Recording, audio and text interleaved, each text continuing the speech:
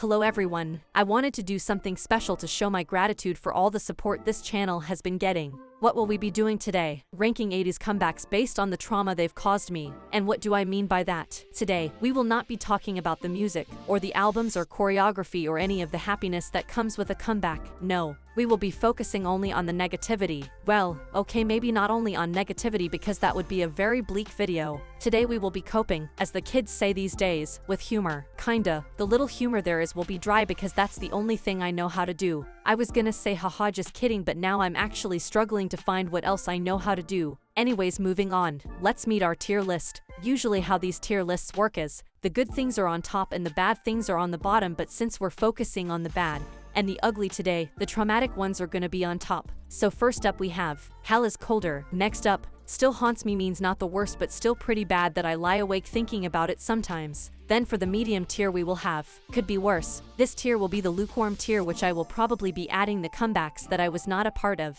And for the good tiers we have, Not Good But Not Bad and Is This the Real Life or Is This Just Fantasy, the best tier. Now let's get started. I would like to remind everyone, and by everyone I mean all the people who have not seen my video description, and by that I mean everyone, that I became a fan during Wonderland era promotions, so I don't have any experiences for the first 3 comebacks, but I can try to rank them based on what I've heard from other people. And this is also a reminder that my word is not fact and this is just my experience, and that others may have very different experiences than me. Now fun fact, I actually do not remember the specific date I became a fan. It wasn't like an overnight decision and more of a gradual free fall into the abyss. I just put a symbolic date on my description because I was jealous of the people who have anniversaries with their alt groups. I am very normal, I promise, so just a heads up that up until Wonderland, I cannot 100% confirm or deny any of the things I heard from other people, so don't come for me. Go hunt the 5 Pirate King era fans that existed back then. Speaking of Pirate King, I feel like during Pirate King Treasure era there had been people that were really looking forward to ATEEZ debut after they went viral with Pick It Up and their dance performances,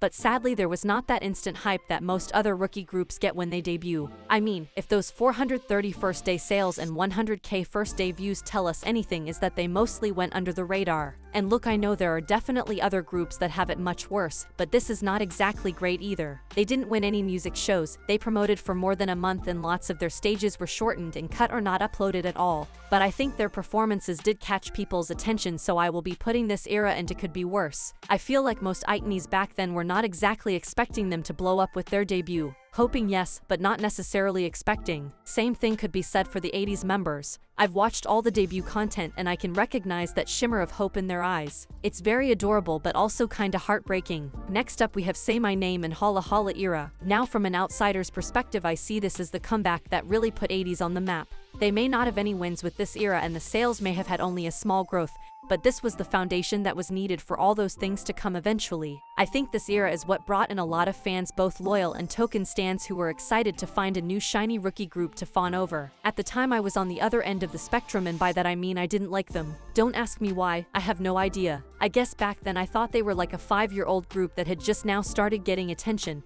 and that's why everyone was talking about them, so I was like, yeah okay, no one is gonna be talking about them in 3 months from now. In hindsight I do not know why I was so bitter about them. I barely even knew they existed as I was focused on standing 500 other K-pop groups at the time. But back to our ranking, I think that while it may have been stressful for the fans back then because I know ATEEZ were nominated to get their first win and lost, overall this era proved to be one of their most impactful, and it definitely helped shape ATEEZ as performers in the long run. They also sold out a whole world tour as a 4-month-old group, so that's insanely impressive if you ask me. I will be putting this era in the Not Good But Not Bad tier. Not bad at all. Wave and Illusion era. Sigh. Okay, this one is a tough one I think. Many great things happened during this era. Their sales doubled. The fandom grew a lot. They got their first and second win. Wave became their most popular song in South Korea. But at the same time I heard that a lot of people dropped them because of the very sudden change of concepts from something dark and powerful to something bright and playful, and also because they actually had their first win, and they were no longer the Nugu boy group from a small company that would never make it into the mainstream. And yes, as ridiculous as that sounds, it's a very real reason for some people to stop supporting a group. I wanted to put this era in the best tier, but because of those hiccups I will put it in the lukewarm tier. A fun fact that might not be that fun actually, Illusion got recommended to me by YouTube when it came out and I decided to give it a chance and clicked on it. Spoiler alert, I did not give them a chance. I clicked away after like 20 seconds. I know, okay, I still pray for forgiveness every night before I go to sleep. I really don't know what was wrong with me and why I was so scared of them, but I would soon find out. Wonderland era, this is where I come in. Finally, I figured out the reason why I refused to listen to ATEEZ and get into them. It's because part of me knew I would spiral. And spiral I did. I mean, look what I'm doing almost 4 years later. Wonderland era was truly iconic. It gave us some of the best stages. The Halloween stage, the Mama stage, the Kingdom Symphony No. 9 stage. She is an icon, she is a legend, and she is the moment. Even though she didn't get any wins, her existence alone out-impacted. Now, as I said, I became a fan during the promotions, so I was not aware of any drama occurring at the time. I was just happy to stalk their V-Lives and Twitter account. Fun fact for this one is that the first post they tweeted right after I followed them was this. So not to be dramatic, but I knew they were the one for me right then and there. I just had the best time falling in love with them, and I wish I could live again that era. So for me, this era is this the real life or is this just fantasy tier? But I understand how it might not be for the people in the fandom trying to get them wins. I think overall though, Wonderland era gave ATEEZ a lot of boost and still is giving to this day, so everything that might have gone wrong back then, in the end the efforts of the fandom were rewarded in a different way. Answer era, my first comeback with them. It was very overwhelming because it happened so fast and it was so close to Wonderland. It was like, okay, you're here. Buckle up, we're not wasting any time. I literally had just got into the fandom and mostly caught up with all the content. And then next thing I know, there was a comeback announcement some weeks later, but nevertheless I was super excited. Answer era though, as amazing as the album, the songs and the promotional material were, it had a lot of hiccups. This is why it goes to still haunts me tier. Why? Let's start with the mild stuff. First up, the first day sales were messed up because of M. Now, back then I was not collecting their albums, but I saw the pain and desperation when those first day numbers came in. People were asking what happened. OMG, Wonderland did amazing. How the heck can the numbers drop so low? Did everyone leave the fandom? For real, the sales were worse than the Wave era numbers, so the fandom had to learn the hard way to not order from MMT. Second hiccup was the orange juice incident. We don't talk about the orange juice incident. That alone makes me put this era into hell as colder tier because oh the pain. What was the orange juice incident? So ATEEZ finally had a chance to get a music show win with Answer. But it just so happened that back then SF9 were going viral in South Korea with Good Guy. SF9 is a third-gen boy group for those who don't know, and obviously they had more fans than barely 1-year-old ATEEZ. But Answer era was doing pretty good, so there was hope that they could win. And this is where the pain starts. By having hope, ATEEZ promised to have an encore stage with orange juice in wine glasses as a reference to the lyrics of Answer, let's make a toast like a thunder. They got nominated to win. They brought out the orange juice, and they lost. It was a very devastating experience. I wouldn't wish it even on my worst enemy. But I think it was this moment that pushed the fandom into despair and made us very desperate to find any way possible to reward ATEEZ's hard work. Oh, also the pandemic hit halfway through promotions, so ATEEZ were performing in front of nobody for half of the stages, so that was neat. This was the start of me feeling very anxious about them, because one thing about ATEEZ is that they need an audience. They feed off that energy and give it back tenfold. To me, it started to become very obvious that something was off. It was different. They were still performing like ATEEZ perform, but the energy was just different. And with all the canceling, postponements of tours and schedules going around, I started to worry, you know. I am very well aware how this industry works, and I was also very aware of how fragile non-big company groups are. ATEEZ were the only active group in their company. It was literally only up to them to bring money to keep the lights on and keep the company and group going, and while yes, they were doing amazing, it was still not certain that it would be enough to hold them through the pandemic with everything getting cancelled and so many companies going bankrupt and closing. It was honestly the first time I felt insecure about their future, and I'm sure other fans from smaller company groups at the time can relate to that feeling. Why am I saying all this? Because this brings me to the next era. It was the era I decided I would be supporting them however I can. That means I pre-ordered their album for the first time. Exception, thanks era. Oh boy, okay. Again, we will not be talking about the amazing music and the phenomenal storytelling of this era. We will focus on the traumatic events, and oh man, were they a lot of them. The trauma starts before the comeback even happened this time. But let me explain from the beginning. So for those that may not know, they sometimes do this thing where they let us choose the title track for their comeback. They did it with Illusion and Wave. Wave won, as she should. And now for me this would be the first time participating in the title track voting. Needless to say I was very excited. If I remember correctly they first let us choose between the instrumentals. And honestly I was in love with both songs, I didn't know which one to choose. Well, that changed quickly when the concept photos for Thanks dropped. My god, it was a mess. I get anxiety just thinking back to the whole situation. Like it was bad y'all. You know, I had already decided to vote for Inception because it was emo, and even though I do like 80s hip-hop side a lot, my emo side won over for this one, to no one's surprise. So I was gonna be voting for Inception anyways, but after those concept photos dropped I was voting harder. I got my friends to vote too. Now I'm not the person fit to be talking about this issue. I will just mention that the one good thing that the company did was that they issued a statement apologizing to the people affected within 24 hours and asked for understanding that they couldn't redo the promotional material. But the damage was already done and a lot of Black fans were hurt by this. Understandably so. The whole thing really didn't ease the worries that I had. There was also some pushback from other fans that didn't think the appropriation issue was a big deal and were voting for Thanks like nothing was wrong, and that caused a lot of inner turmoil in the fandom as well. It was just hell, and the era hadn't even started. Spoiler alert, Inception won to everyone's relief. I kinda think the company wanted Inception to win as well because wow, they put all their budget to this and left $20 for Thanks. Okay fine, Thanks' music video was fine, I'm just saying that Inception had a lot more depth and it looked more polished and cinematic in comparison. Now when it comes to numbers and achievements, this era was great. The sales got doubled, the streams got doubled, the views broke records, they charted better than ever, and they got 2 wins. Life was good. Well, kinda. As if the orange juice incident wasn't enough, we got the pajama incident this time around. It was the same thing as the orange juice one. ATEEZ got nominated to win. They brought out pajamas to wear for the encore, and they lost and I cried. Okay, I didn't cry, but I still felt very bad, and I'm sure a lot of fans did cry. This time it wasn't as painful because they got 2 wins with Inception, but still, I was begging them to stop making promises to us. It's like they were actively jinxing it. So yeah, this era goes straight to hell is colder. Now that we're done with the negative of this era, here's a funny story. Mom, stop watching this now if you are. So when ATEEZ got nominated for a win, it just so happened that I had to be at the bank at the same time. So I was literally waiting in line while watching the live stream and voting on my phone. Because yes, there was a live voting going on as well. And the app was glitching very bad. I was signing papers while looking at my phone waiting for my votes to go through so I could exit the app so the others could vote. It was very funny to me. Probably not so much for the bank workers though, they probably thought I was weird. But it's fine, they probably had no idea what was going on and thought that I'm just a teenager obsessed with their phone. And they wouldn't be completely wrong. I do not regret it at all though, because ATEEZ did end up winning that day and I was very happy. Fireworks era. Hell, immediately. It was so bad. Like yeah, sure the sales were great and Sans abs were going viral on TikTok. But at what cost? I don't know who thought it was a good idea for ATEEZ to have a comeback while filming for Kingdom, while filming a K-drama, while having a Japanese comeback a week after Fireworks promotions, and all while Mingi was also on hiatus. Like why? Who in their right mind thinks, oh yeah, let's make them go without sleep for several days, I'm sure that will make them perform better. 2. I want to talk to the person in charge. When Weeing posted that picture of his 2-liter coffee bottle as a haha moment, I thought that was a cry for help.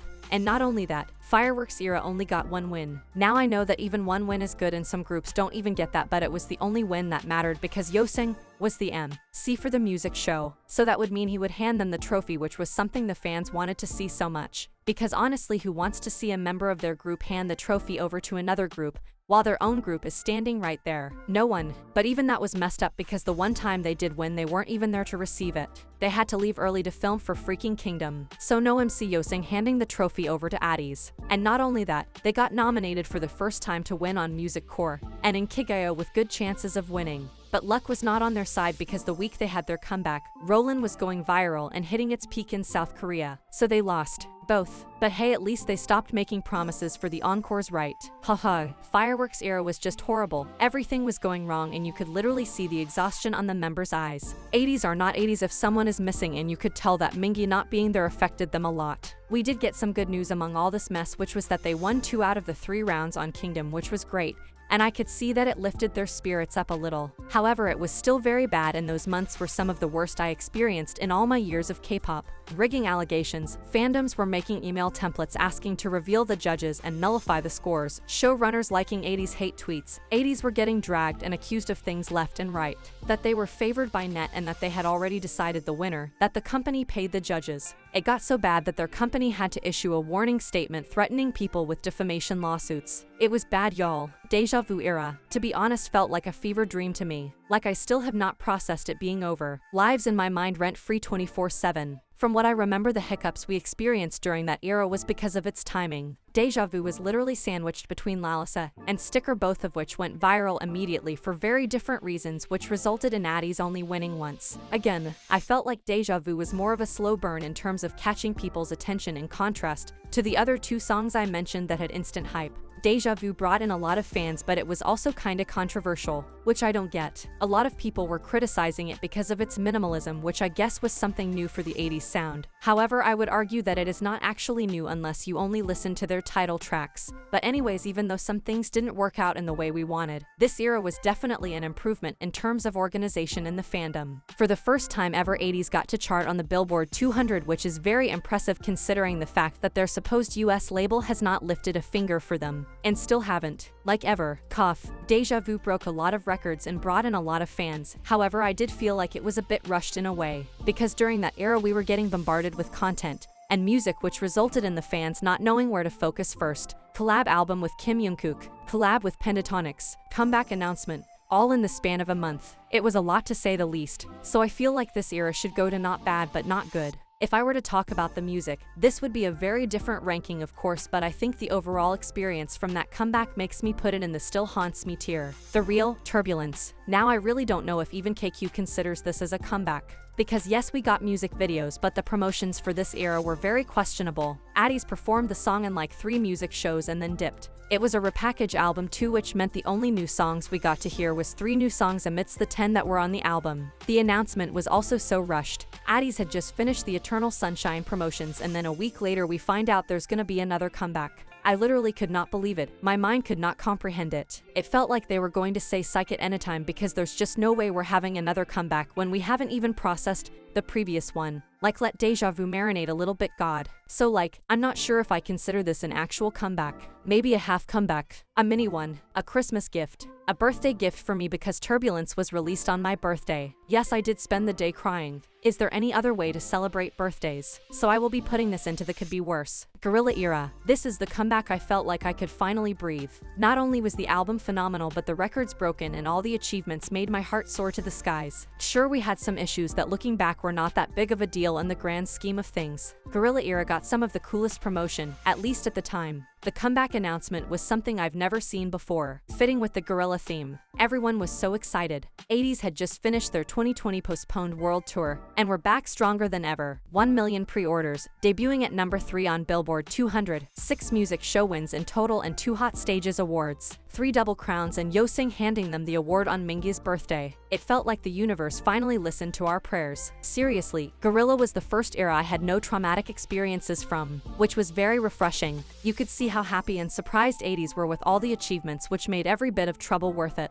We had some tough competition for this era, but for the first time the fandom was extremely determined and united to give ATEEZ what they deserve. And we did. That's why it's going to the is this the real life or is this just fantasy tier. ATEEZ era was like the real era but just a little more organized. I could talk forever about the actual song, but since we're only here for the general experience, I will put this era in the could be worse tier. While it was not traumatizing, it did have really bad timing. Falling right on top of the holidays caused us a lot of troubles. However, we did manage to get them a music bank win, even though almost every music show at the time was cancelled. The album debuted at number 7 on Billboard, which was not bad for a single album with 1 song, 3 remixes, and an outro. I enjoyed the comeback even though it could have been better. It certainly was much better than the ones before Gorilla. And now for the last one, Bouncy era. I know what you're gonna say. The era just ended. How can you know how traumatic it was? Well, I know, because it wasn't traumatic at all. Sure, there were some problems here and there, like YouTube shadow banning the music video for the first hours, TikTok or someone at KQ messing up the official audio, the tough voting competition, and Show Champion getting cancelled out of nowhere when the fandom had already put so much effort